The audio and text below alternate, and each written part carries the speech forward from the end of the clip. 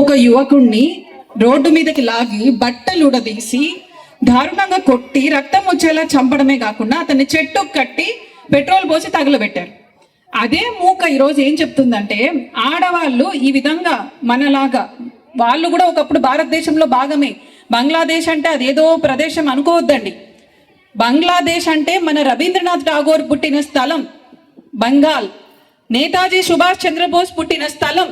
కానీ ఈరోజు అక్కడ ఆడవాళ్ళ మీద ఏం చెప్తున్నారు, మీరు ఈ విధంగా బుర్కా వేసుకోకుండా వస్తే మిమ్మల్ని చంపేస్తాము అని బెదిరిస్తున్నారు.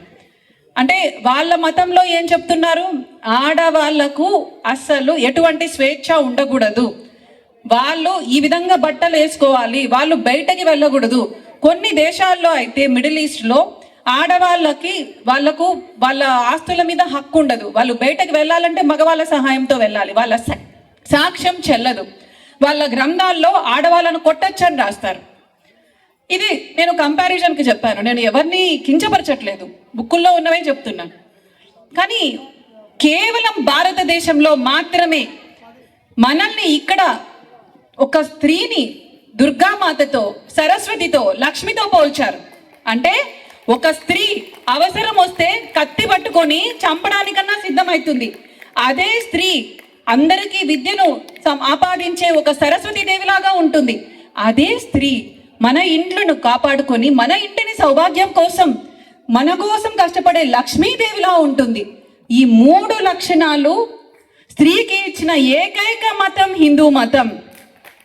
అటువంటి మతం పుట్టిన ఈ దేశంలో, ఈ భారతదేశంలో ఒక స్త్రీగా ఉన్నందుకు స్త్రీమూర్తులందరం ఎంత గర్వపడాలి.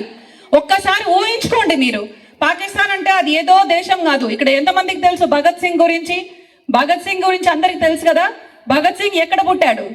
భగత్ సింగ్ పుట్టింది ఇప్పుడు లాహోర్. ఎక్కడుంది? అది పాకిస్తాన్లో ఉంది. బంగ్లాదేశ్లో నేను చెప్పినట్టు సుభాష్ చంద్రబోస్ గారు పుట్టారు. కానీ ఈ రోజు అక్కడ ఆడవాళ్ళ పరిస్థితి ఏంటి? అక్కడ కుటుంబాల పరిస్థితి ఏంటి? ఎందుకు తేడా వచ్చింది? భారతదేశం వేల సంవత్సరాల నుంచి ఉంది. మన పురాణాల్లోనే భారతదేశం గురించి చెప్పారు. ఏమని చెప్పారు? హిమాలయాలకి దక్షిణం వైపున, హిందూ మహాసముద్రానికి ఉత్తరం వైపున ఉండేదంతా భారతదేశం. అంటే మనకి ఇక్కడ సముద్రం నుంచి హిమాలయాల వరకు ఉందంతా భారతదేశం. ఇక్కడ ఉన్న వాళ్ళందరూ భారతీయులు.